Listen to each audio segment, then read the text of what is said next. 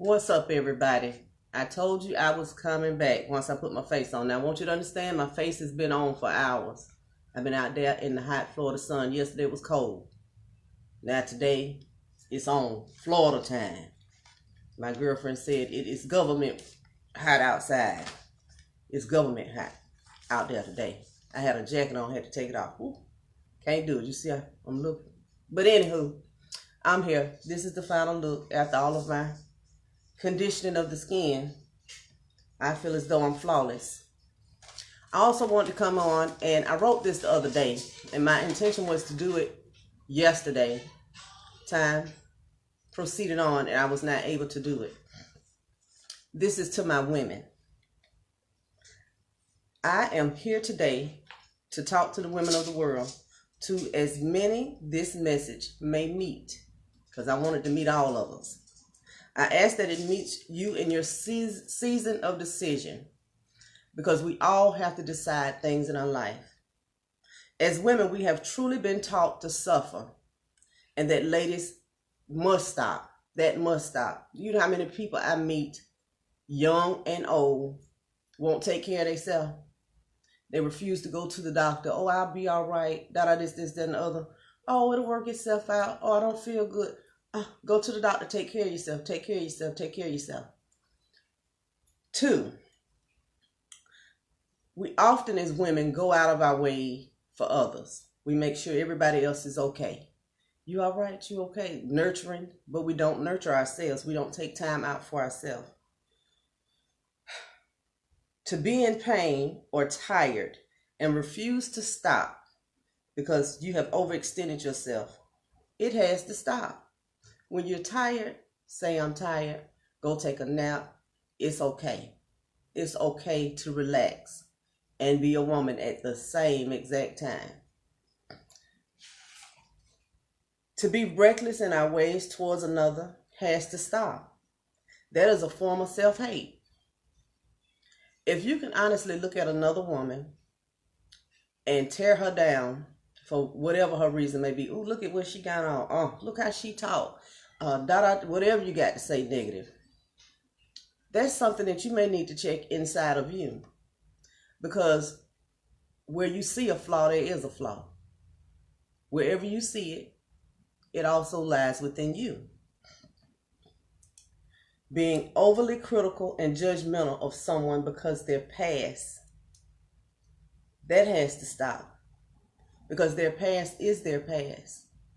And right now they stand in front of you in the present, which is a gift of elevation, revelation, thoughts changing, the impressions that life has left on a person. It tends to allow you to evolve into the person that you're destined to be. And then you got to allow the past to be the past in people's life. And I'm having that discussion right there. Somebody called me and said something to me that their mom said to them. And they were kind of tore up about it. So I said, why don't you tell your mama that? Oh, well, that's my mama. I can't say that to her. I said, well, why don't you write it on a piece of paper? Be kind to your mother, dear, because you're not being kind to yourself. Write your words on a piece of paper. If you got the right curse words, curse. But get them out. When you get through writing on that piece of paper, read it. At the end of the reading, say, I release this and give it away. I return it to sender. It no longer means anything to me. Save yourself from heartache and pain that someone else has caused on your life. Save yourself. Release it. Let it go. Set it on fire. We done with that. So the next time she got something to say, free yourself. In a nice way. Because yes, okay, that's your mom. You don't want to disrespect her. But do it. Let's see. Believe that you will succeed, embrace good things, and replace the recordings in your mind of negativity. Stop tearing yourself down about things that you cannot change, about decisions that were made in the past. The past is the past. You can only work from this moment on. So from this moment on, whatever you decided in the past, you know that you don't have to decide today. Today is your forever, because yesterday, right now, and tomorrow all exist now. That's the only time that is now. So you are more understand as a woman. We keep houses together. We keep families together. We keep our grandkids. We got grandkids. We keep them from fighting. And leave your cousin alone. We do all of that. So understand that whatever it is that you want to do in life, you are more than enough, more than equipped. Your past has no place in your future. Your self-love extended to another woman who is where you've been. You know, extend it to another woman. Let another woman know she's beautiful. You know how many women may not hear that on a daily basis? Girl, you are beautiful. Look at your eyes. Oh my God, you have beautiful cheekbones. Your skin is magnificent. What do you do? Those are the type of things that, as little girls, you know, I tell our little girls, oh, you're so cute, you're so, And that's how I look at myself right now. Oh, I'm so cute, I'm so adorable. Everybody want to help me, everybody want to assist me, everybody want to pick me up, everybody want to love on me. That's how I look at myself. And you got to look at yourself just that way, because at the end of the day, God loves you just that way. He loves you enough to hug and kiss on you and attend to your every whim and your every need. So if God can do that for you, you can, of course, do that for yourself. And not only for yourself, pass it on. Colored people that I know, don't pass that on. I grew up in a house that they passed it on to the people that they wanted to pass it on to, and passed other people by. Pass it on to everybody, because that's a blessing to somebody else. You could be having a bad day and just smile at somebody. Just your smile will turn somebody else's life around, which that will be given back unto you. Not necessarily from that person, but something spectacular can happen for you because you gave up yourself. Even though you were torn up right there in that moment, you gave freely a smile. You opened the door. You gave a compliment. You struck a conversation with a stranger. Those are random acts of kindness. That's who we are. Period. Okay. Become aware that no matter your age, another little girl is watching.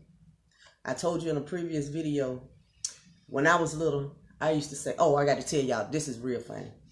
Okay, where I grew up in Atlanta, you could stand at the corner and look down the street and you could see the federal pen. But when I first moved to Atlanta, I did not know it was the federal pen. This is a serious conversation I'm having here. And I laugh about this often. I used to go to the corner because, you know, my mama was one of the mamas, oh, you can't go outside, this, that, or it's going to make you black. That's what she used to say. Anyway, I used to go to the corner when I was a little girl, when it got dark, like sun going down. And I would stand there and say, ooh, I'm going to live in there. Because, you know, the federal pen is big. I don't know if y'all ever seen it. It's huge.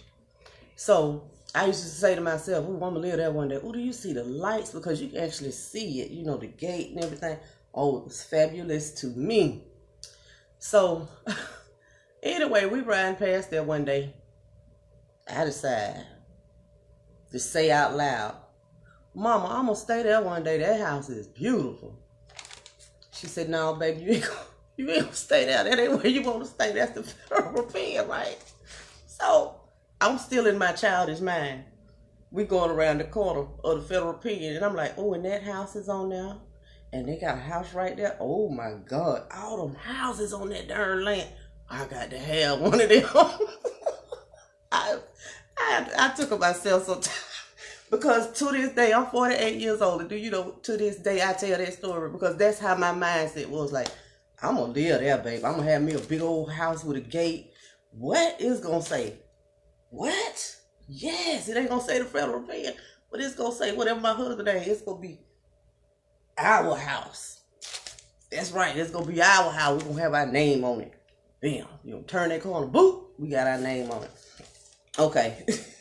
Ask yourself, what do I project to another? What do you project? What is your when people look at you, what do they see? Because I just want you to think about, what do I show other people in me? And I'm not talking about your clothes and how you speak. I'm talking about your actions toward another person. What do you think other people see in you? Do they see your generosity? Do they see your kindness? Do they see your understanding, your compassion, your acceptance? Do they see your forgiveness?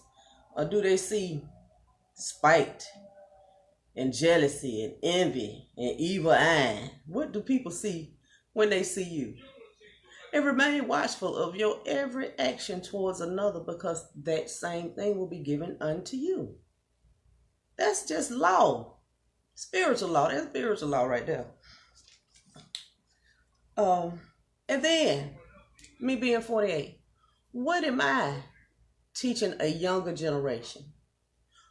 What are you teaching the generation under you? Your nieces and nephews, your cousins, your neighbors, little kids walking around, the people at your church, because we get in them church houses, baby. We something that we ain't, because we get outside the church and we become something else.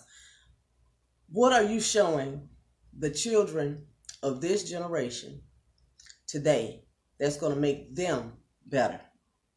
Because as you achieve your goals, somebody is looking at you saying, oh my God, if you can do it, I can do it. If you can do it, I can do it.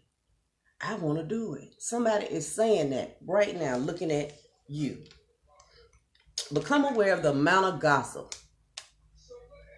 The amount of gossip and time you have to do it. How much time do you have to sit on the phone, or go to the park, or sit on the bus, or go in the store with your girlfriends? How much time do you really have gossiping? Do you know that's trash? That's useless conversation. No one is walking in that other person's shoes. You talking about, well, I would've.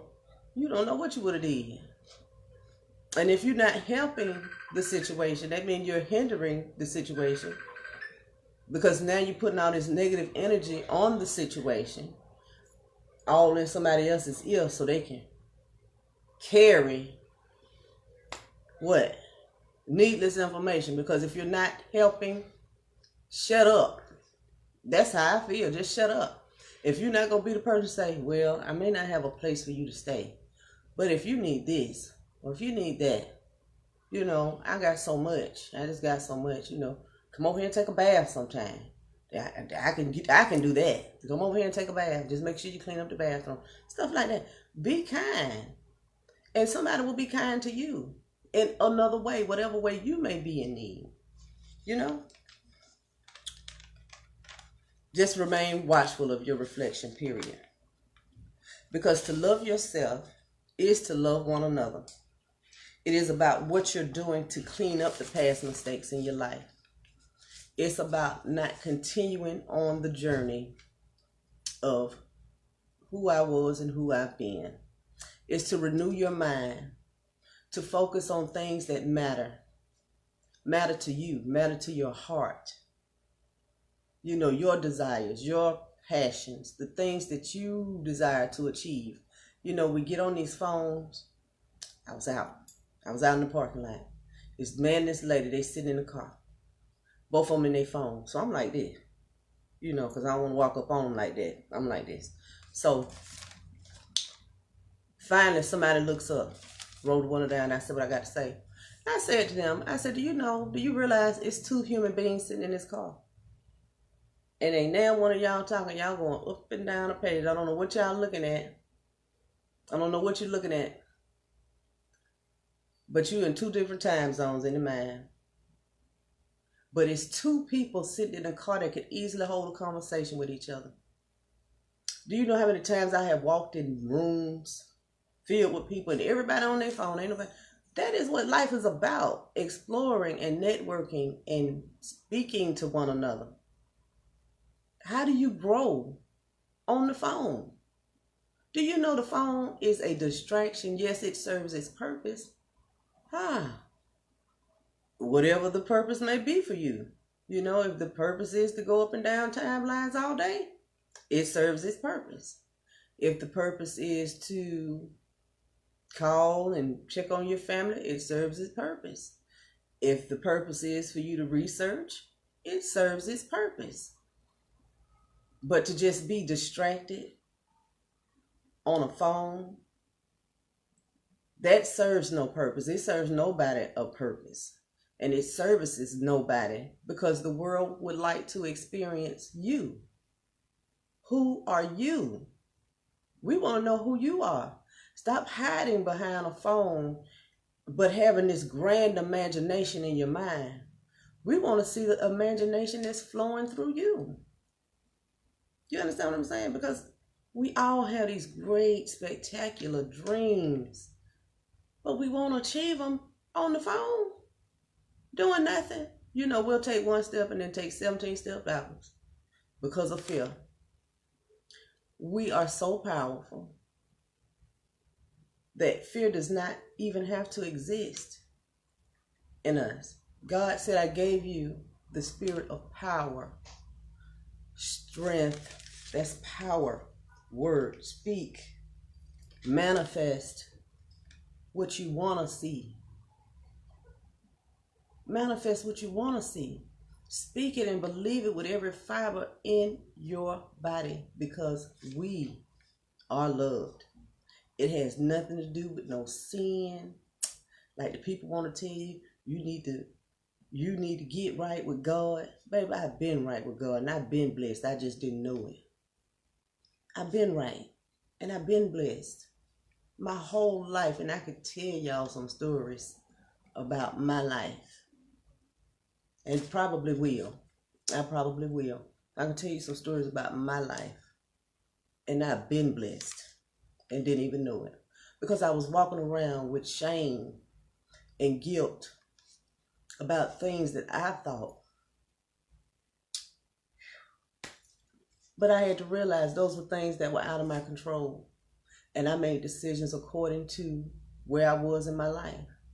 There's nothing I could do about it to change it. So I accept it. And as you accept it, you release it. And you become okay with it. And that relieves you from the whatever, you know, the sticklers people want to put on you. You can't put nothing on me unless I accept it. And I return everything negative back to sender. Send it back to whoever it came from. Now. And I mean it. And I'm good with that because that's the power that I have. I ask my angels to protect me. I thank my angels for protecting me. I thank my spirit guides. I thank my higher self for being connected to me. I thank my ancestors. I thank, you know what I'm saying? I thank. There's so much to be thankful for because there's so much that we don't know. And the Bible says to seek God diligently. And when you begin to seek those things diligently, then you'll understand how loved you are, or how loved we are. Then that all is love. Every experience in our life has been an experience of love. Either we were loving someone much more than we were loving ourselves at that moment, or we were loving ourselves so much that we couldn't receive love from another. But everything is love. Everything is love. Even the bad relationships that we be in. You know, we be in relationships and I did this and I did that. But who asked you to do it? And then as soon as you did it, and they didn't reciprocate what you did, then it's, let me tell you what she did. He ain't nothing. He ain't nothing. But ain't nobody asked you to do that. You wanted to please that person. And in your pleasing that person, you made yourself miserable. You put yourself in a hole. You grinded yourself in the dirt because you didn't love yourself freely. You didn't accept who they were. You wanted to change them, redress them, get them to looking like this, so they could serve you a purpose. And it was all kind of little innuendos going on. And then when it hit the fan, it was, let me tell you what they did. But you can't accept why you did it. That love. Yeah, I loved her. I loved her, but I didn't know she was like that. I loved him, but I didn't know he was like that, girl. Showed you the whole time how he was. You refuse to see it. Everybody tell you, girl, you need her. Girl, you need her. Man, let me tell you about your girl. You know, when you say, I ain't nobody gonna tell me about mine. I'm gonna figure it out for myself. Then you, hey, oop, door open. Door open. Now my feelings hurt. Well, you know, I'll just keep talking and talking and talking. Oh, a few good things that I do want to let everybody know. I must begin my podcast this week. I want to say Friday. Friday is going to be the first day of my podcast. Divine timing. Yay me. 2, do you see this beautiful, beautiful space? I'm going to walk you around it. We're getting everything together. My studio. Me and my girlfriend. What? Can I get a whoop, whoop, whoop, whoop, whoop? So I can stack all my Mary Kay in here and do my deliveries and work from the building.